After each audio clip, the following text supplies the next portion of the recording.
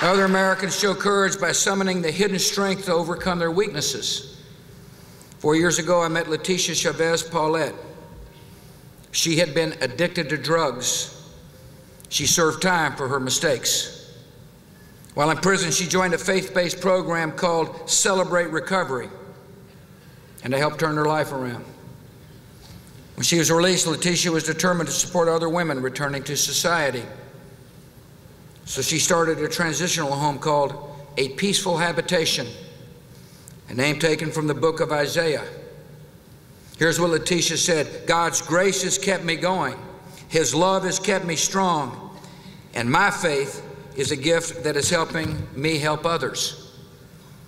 In these stories, we see the courage and service that defined America at its best.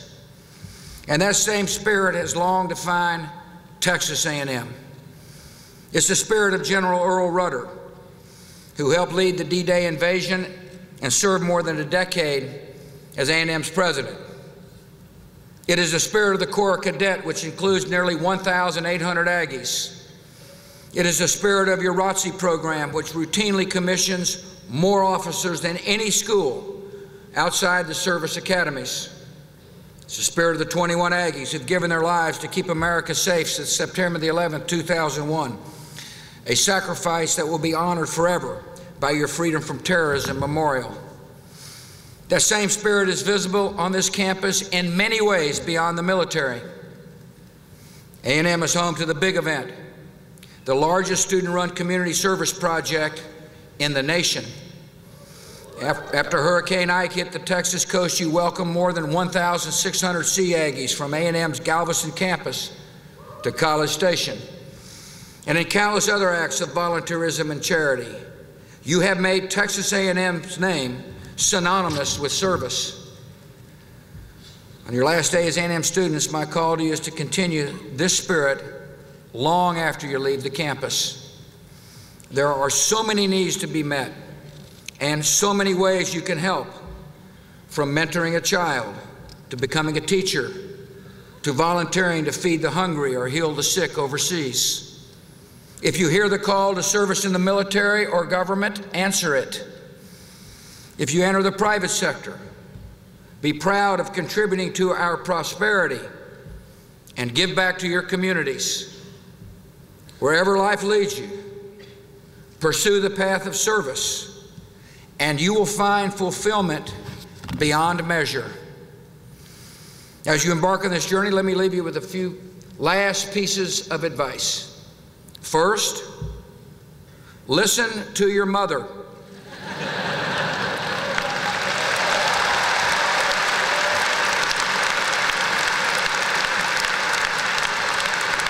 As you can see, Mom is out of the hospital and everything is back to normal.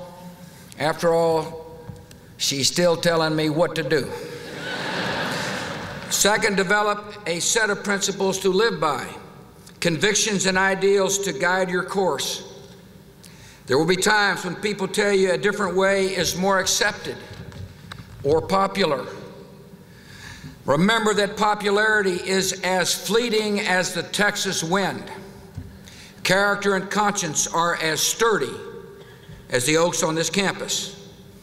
If you go home at night, look in the mirror and be satisfied that you have done what is right, you will pass the only test that matters.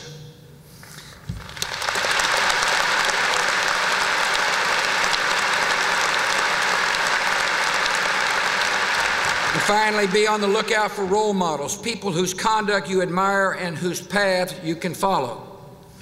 With that in mind, I have one last example of courage and service.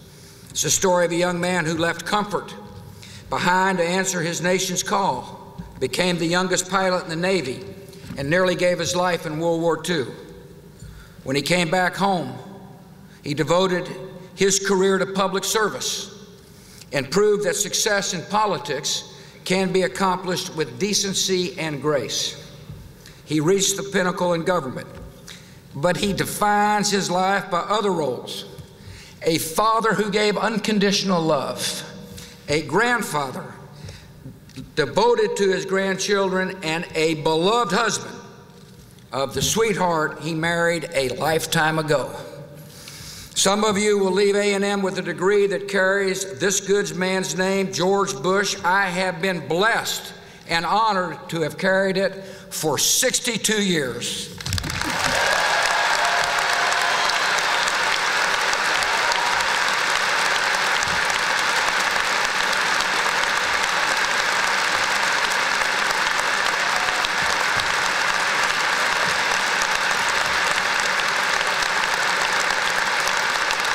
I want to thank you. I want to thank you for the opportunity to share this special day with you. I congratulate you. When I leave office next month, I will depart confident in the future of our country because I have faith in each of you. I will depart uplifted by the many acts of courage and service that I have witnessed these past 8 years. I will depart grateful for the outpouring of support and prayers that have strengthened Laura and me, and I will depart ready to come home to the people I have missed and the place I love, the state of Texas.